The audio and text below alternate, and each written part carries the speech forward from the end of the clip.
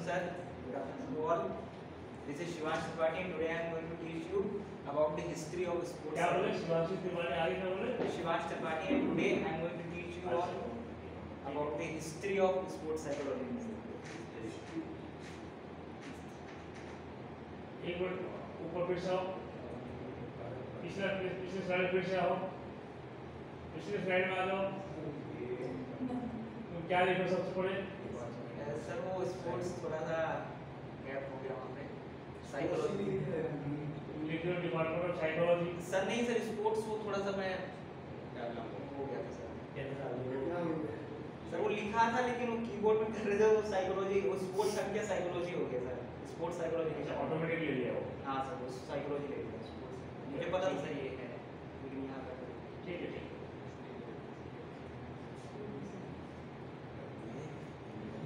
These are my contents. सबसे पहले देखेंगे इवोल्यूशन स्पोर्ट्स साइकोलॉजी का, अर्ली बिगनिंग 1960 से लेकर के 1980 तक, फिर कैसे स्पोर्ट्स साइकोलॉजी का ग्रोथ हुआ है, प्रोफेशनल डेवलपमेंट, देन जो उसका एक्सपेंशन है, फैलाव और एक्सेप्टेंस स्पोर्ट्स साइकोलॉजी का, कैसे एक्सेप्ट किया लोगों ने, फिर अभी का क्या सिचुएशन है current, and then we will discuss about the conclusion.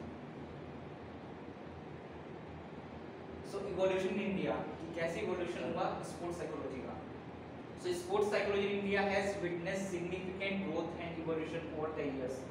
तो जो स्पोर्ट्स साइकोलॉजी है वो उसको काफी टाइम लगा इवॉल्व होने में, काफी इयर्स लगे। अब इसको लिमिटेड कॉग्निशन मिली थी और इसका एप्लीकेशन भी पहले बहुत ज्यादा नहीं था। लोग मतलब यही समझते थे कि जो मेंटल इल हैं और जिनको मतलब कोई प्रॉब्लम है उन्हीं को जरूरत है स्पोर्ट्स साइकोलॉजी की, मतलब सबको ऐसा general in general sports psychology की जरूरत नहीं है।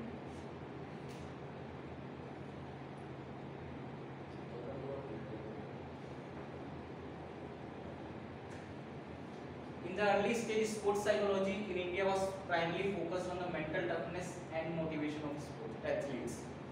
तो अर्ली स्टेज में क्या ये मेंटल टफनेस और मोटिवेशन ऑफ द एथलीट्स इस पे फोकस करते थे।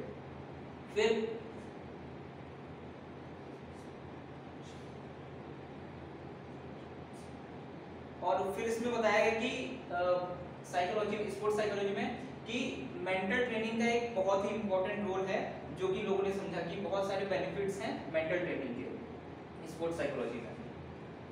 और फिर क्या हुआ, इंटरनेशनल एक्सपोजर बढ़ा हमारा, कोलैबोरेशंस हुए फॉरेन कंट्रीज के साथ में। तब इंडियन एथलीट्स थे और जो कोच थे और जो स्पोर्ट्स ऑर्गेनाइजेशंस थी, उन्होंने रिकॉग्नाइज किया कि मेंटल स्किल्स बहुत ही इंपॉर्टेंट रोल प्ले करती हैं in achieving the optimal performance of the athletes.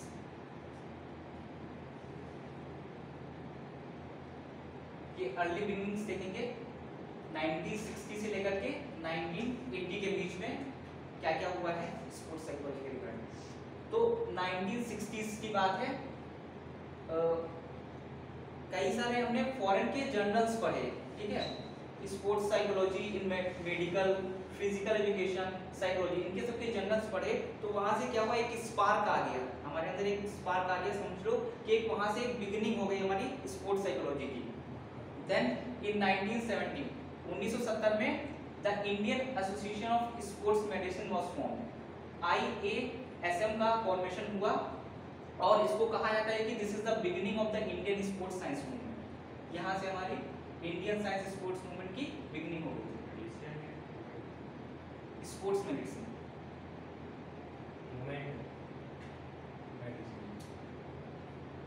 तो स्पोर्ट्स साइंस मूवमेंट ऊपर मतलब वो IASM, Indian association of sports medicine.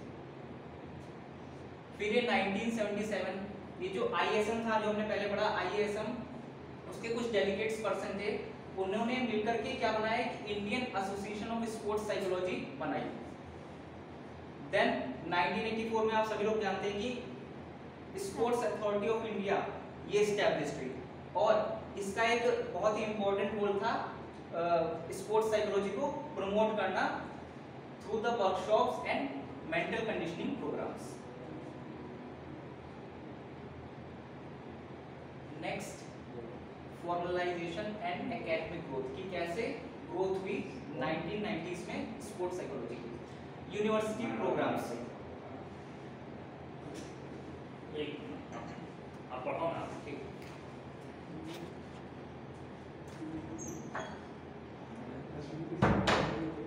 So university programmes, अब यूनिवर्सिटी प्रोग्राम से क्या मतलब है, कई सारे कॉलेजेस में हमारे स्पोर्ट्स साइकोलॉजी के कोर्स आ गए, डिग्रियां आ गई, जिससे क्या हुआ, इसको बढ़ावा मिला।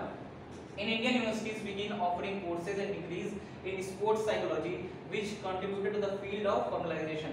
Institutions like NIS, national institute of sports, played a crucial role in this development. और स्पोर्ट्स साइकोलॉजी के डेवलपमेंट में NIS जो कि नेशनल इंस्टीट्यूट ऑफ स्पोर्ट्स का एक क्रूशियल रोल रहा है। उसके बाद इन्वॉल्वमेंट हुआ कुछ एक्सपर्ट्स का। Some Indian psychologist begin specializing in sports. Psychologist थे, उन्होंने स्पेशलाइजेशन करा स्पोर्ट्स में, तो साइकोलॉजिस्ट प्लस स्पोर्ट्स साइकोलॉजिस्ट, तो ये एक जाकर के टीम बन गई थी स्पोर्ट्स साइकोलॉजी की, जो कि डेडिकेटेड थे किसके लिए, स्पोर्ट्स साइकोलॉजी की फील्ड के लिए। Some Indian psychologist begin specializing in sports leading to the establishment of small community, एक छोटी कम्युनिटी बन गई of professionals dedicated to this field, किस फील्ड के लिए, स्पोर्ट्स साइकोलॉजी के लिए। देन प्रोफेशनल डेवलपमेंट इन 2000, कि कैसे प्रोफेशनल डेवलपमेंट हुआ स्पोर्ट्स साइकोलॉजी का, राइजिंग अवेयरनेस है ना, कि कैसे अवेयरनेस हम लाए स्पोर्ट्स साइकोलॉजी के लिए। The new millennium brought greater awareness of mental health role in sports। अब यहाँ बताया गया कि मेंटल हेल्थ का एक बहुत ही इम्पोर्टेंट रोल है एथलीट्स की परफॉर्मेंस को इनहेंस करने के लिए। Athlete started to recognize the benefits of psychological training for performance enhancement। और जो साइकोलॉजिकल ट्रेनिंग है वो भी एक बहुत इम्पोर्टेंट रोल प्ले करती है किसमें, एथलीट्स की परफॉर्मेंस को इनहेंस करने के लिए। Integration in training, team began hiring sports psychologist. अब टीमों ने क्या किया, स्पोर्ट्स साइकोलॉजिस्ट को हायर करना स्टार्ट कर दिया। फोकसिंग ऑन मेंटल कंडीशनिंग, उसमें क्या करते थे वो साइकोलॉजिस्ट जिनको हायर करते थे हम अपनी टीम के लिए, वो मेंटल कंडीशनिंग पे फोकस करते थे एथलीट्स की, स्ट्रेस मैनेजमेंट पे फोकस करते थे, इंप्रूविंग फोकस, कि कैसे एथलीट्स का फोकस इंप्रूव हो। This was the particularly event in, और ये हॉकी और स्पोर्ट्स के क्रिकेट के लिए बताया गया ज्यादा है। Then expansion and mainstream acceptance, कैसे लोगों ने स्पोर्ट्स साइकोलॉजी को एक्सेप्ट किया। प्रोफेशनल लीग्स, अब ये IPL का एग्जांपल दे रहे हैं कि IPL में जनरली क्या साइकोलॉजिस्ट को लोगों ने हायर करना स्टार्ट कर दिया by highlighting the importance of sports psychology, कि अगर जो हम स्पोर्ट्स साइकोलॉजिस्ट रखते हैं तो हमारी टीम की परफॉर्मेंस अच्छा रहेगा, और उसके साथ साथ जो इंडिविजुअल परफॉर्मेंस भी रहेगी एथलीट की वो भी अच्छी रहेगी। कई सारी वर्कशॉप्स होने लगी, numerous workshops, seminars, conferences were organized. क्यों करवाई गई थी, कि हम उससे एजुकेट कर पाए कोच को, एथलीट्स को on psychological aspects of sports. Psychological aspects of sports हमको बताने थे, किसे, एथलीट्स को, कोच को। इनके लिए हमने क्या करवाई, numerous workshops, seminars and conferences. Then current landscape, यानी कि अभी का क्या सिचुएशन है। Increased focus on mental health, अब फोकस ज्यादा दिया जा रहा है एथलीट्स की मेंटल हेल्थ पे। There is a growing emphasis on mental health awareness among athletes. The holistic approach, holistic approach का होता है एक ओवरऑल, एक होलिस्टिक अप्रोच का मतलब होता है यानी कि एक ओवरऑल अप्रोच। पहले की जैसे कि मैंने स्टार्टिंग में लेक्चर में बताया था कि लोगों का मानना था कि जो लोग मेंटली इल हैं, जिनकी परफॉर्मेंस इनहेंस नहीं हो पा रही, उनको ही सिर्फ चाहिए मतलब स्पोर्ट्स साइकोलॉजी का कंसेप्ट। लेकिन अभी क्या इन जनरल सभी को चाहिए। देखते हो कि आप जिनकी भी टीम जाती है उनके सामने एक एक साइकोलॉजिस्ट जाता ही है ना। तो ये था होलिस्टिक अप्रोच का मतलब ओवरऑल, ओवरऑल किसी एक डोमेन पे फोकस ना करते हुए सारे डोमेन्स पे फोकस करना। देन रिसर्च इनिशिएटिव्स, आप रिसर्च इनिशिएटिव्स का मतलब आप देख ही रहे होंगे कई सारी रिसर्चेस डे बाय डे अभी होती ही जा रही है इसमें स्पोर्ट्स साइकोलॉजी के फील्ड में। आप सब भी हो स्पोर्ट्स साइकोलॉजिस्ट, तो आप भी इन फ्यूचर रिसर्च वगैरह करोगे इस पे। इस पे continue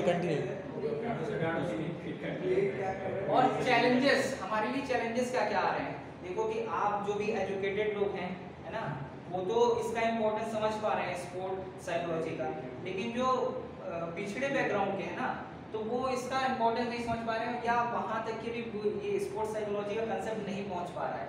Despite progress, there are still challenges such as stigma around mental health, particularly the rural areas. मैंने बताया ना पिछड़े एरियाज है ना, वहाँ तक कि अभी स्पोर्ट्स साइकोलॉजी का कंसेप्ट नहीं पहुँच पा रहा है। तो हमें करना क्या पड़ेगा? The need for more trained professionals, हमें और भी trained professionals की जरूरत है, जिससे हम अपनी बात स्पोर्ट्स साइकोलॉजी कंसेप्ट और दूर तक की वाइडली स्प्रेड कर पाएं। अभी कौन सी स्कीम चल रही है इंडिया में?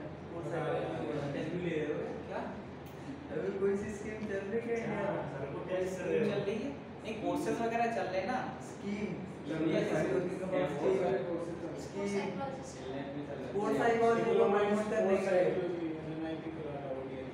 नहीं, स्कीम के बारे में तो नहीं पता, लेकिन कोर्सेज वगैरह हैं। एक तो डिप्लोमा क्लास नहीं चल रही, डिप्लोमा का कोर्सेज कोर्सेज के बारे में पता है ना, कोर्सेज जो हम भी तो एक कोर्स हाँ, तो स्कीम You में continue with parties. बोल सकते हैं।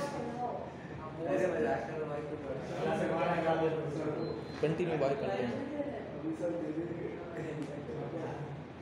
बढ़ावा इसके हाथ में। अरे भाई एक बार पता कर ले भाई। एक बार पता कर ले भाई। पता कर ले। भाई बताओ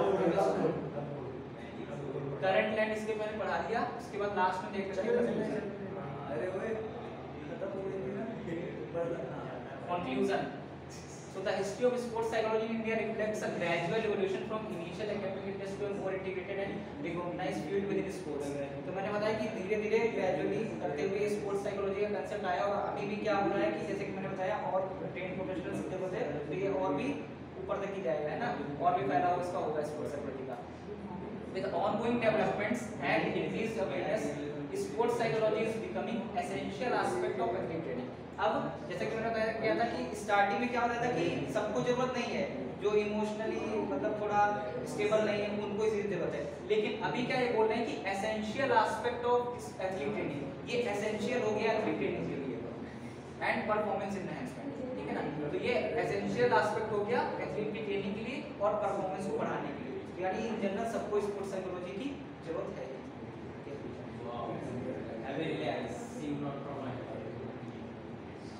Thank you. Thank you. It's all about Thank you, sir.